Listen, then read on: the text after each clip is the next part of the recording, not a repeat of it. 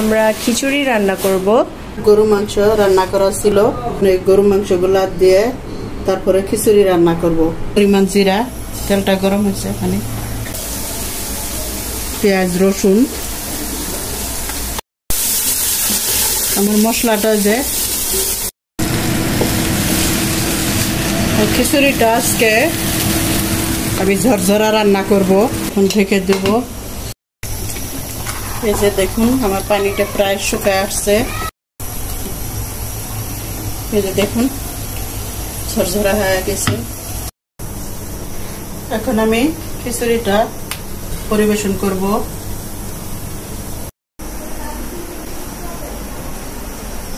আসসালামু আলাইকুম ভিউয়ার্স, কেমন আছেন সবাই? আশা করি সবাই ভালো আছেন, সুস্থ আছেন।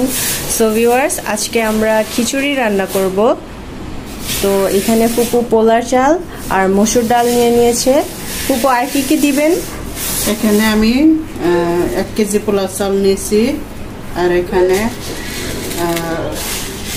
পরিমাণ মতো আর কি, মাপি নাই, পরিমাণ মতো আমি মসুর ডালটা নিয়েছি দেশি।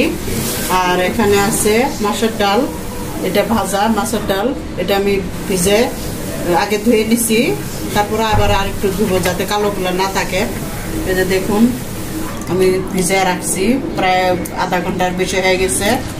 এখন আমি এগুলা একসাথে ধুয়ে নেব। আর এখানে থাকছে আমি এখানে কি কি দিব, আলু দিব, এগুলা দিয়ে খিচুড়ি রান্না করব। আমার গরু মাংস রান্না করা ছিল, তো আমি এখন এই গরু মাংসগুলা দিয়ে তারপরে খিচুড়ি রান্না করব। আর আলু কেটে নিচ্ছি, এই যে আর কোনো সবজি দিব না। এই গাজরটা নেই আমার ঘরে, আজকে বাইরে যাই নাই, তো আলু দিব আর গরু মাংস দিয়ে খিচুড়ি রান্না করব।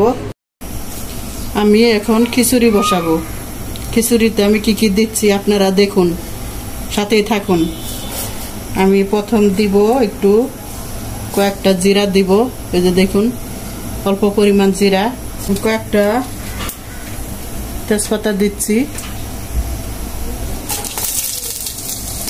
দালচিনি, কয়েকটা দালচিনি দিচ্ছি, আমি ধুয়ে রেখেছি, ধোয়া।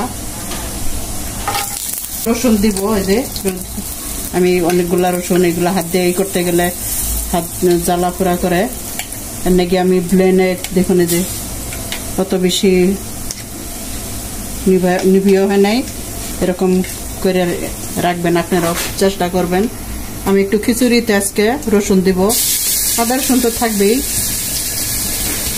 তার আলাদা করে বাজার দিব না। পেঁয়াজ দিচ্ছি পরিমাণ মতো,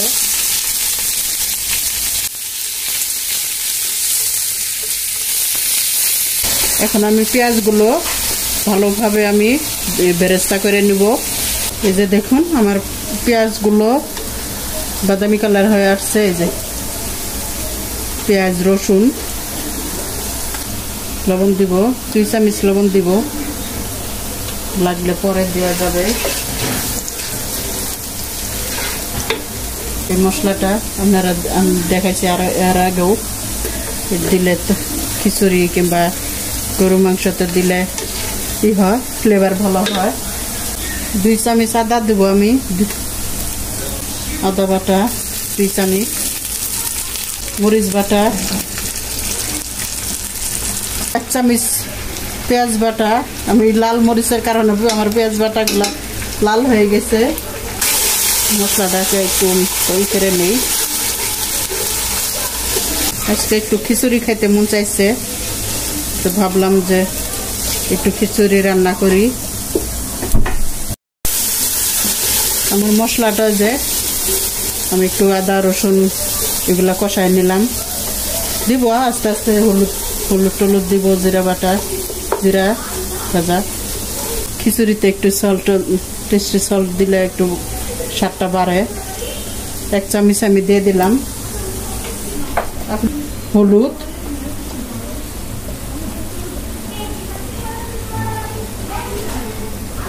এক চামচের মতো হলুদ দিয়ে দিলাম, আর দিয়ে দেব 1 চামচ জিরা। এখন মশলাটা আমি ভালোভাবে কষাই নেব। যে মশলা গুঁড়ো করলাম সেই মশলাগুলো দিয়ে দেব।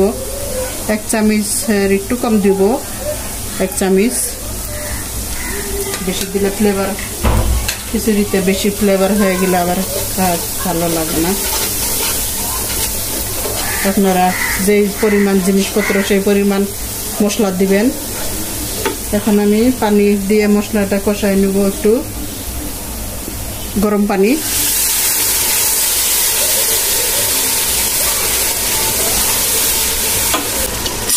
আপনারা ভাববেন হয়তো যে খিচুড়ি রান্নাকে আবার দেখাই দিতে হবে কি না। অনেকেই পারে, অনেকেই পারে না, তাদের জন্যই আমাদের দেখানো। যে আপনারা দেখতে থাকুন আর আমি কিভাবে কি মশলা দেই না দেই খিচুড়িতে। যে ধরেন যে মাংস রান্না করলেন, মুরগি মাংস, গরু মাংস, খাসি মাংস, এই মশলাটাই ব্যবহার করতে হয়।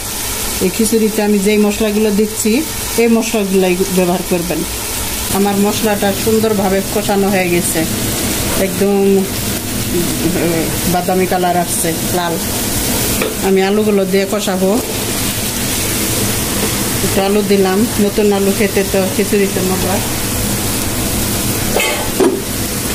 আলুর সাথে আমি দিয়ে দেবো, যেহেতু আমার মাংসগুলা রান্না করা আছে, এর নাকি আমি মাংসগুলো আমি পরে দিব।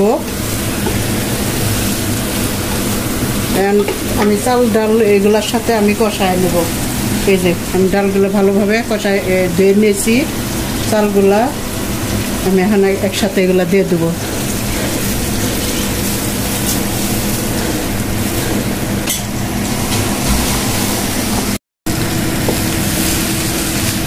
খিচুড়িটা আজকে আমি ঝরঝরা রান্না করব। এতদিন তো একটু ঢালঢালা করছি, আজকে আমি ঝরঝরা করব। দেখি এখন কতটুকু ঝরঝরা করতে পারি। এই যে আমার চালগুলা আমি ভালোভাবে কষাই নিছি, দেখুন। এখন আমি এর সাথে মাংসগুলো দিয়ে দেব,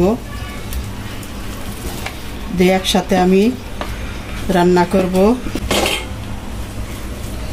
সব কিছু যেন সব কিছুর সাথে অ্যাড হয়, এজন্য আমি এখন সব দিয়ে দিলাম মাংসগুলো। এখন গরম পানি দিব।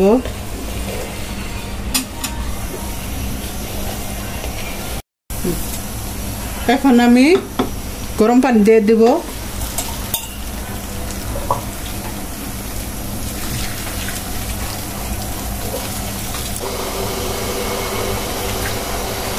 আমার প্রায় চাল ডাল সহ আমার 1.5 কেজি মতো আছে।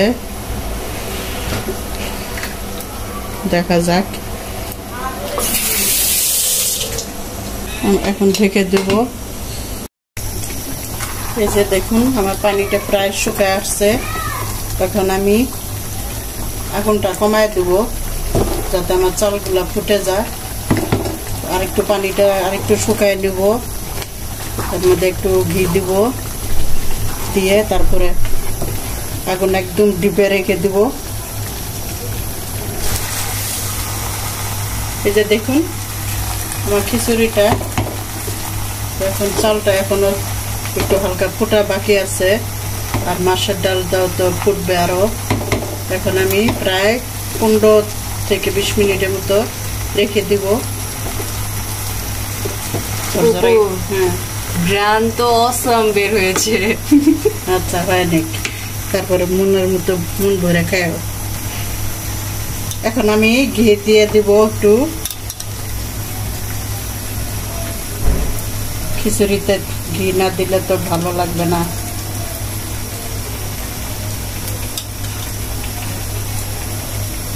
বেশি দিতে পারবো না, আমার ছেলে আবার খাবে না, আবার ঘি পছন্দ কম করে।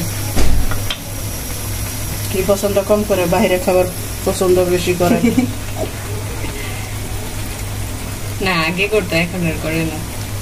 এখন ঘরেটাই পছন্দ করে, কারণ এখন তো আমরা ঘরে অনেক কিছু বানাই। কার কার খিচুড়িটা পছন্দ হয়েছে আপনারা এখনই লাইক করেন, শেয়ার করুন, সাবস্ক্রাইব করার চেষ্টা করুন।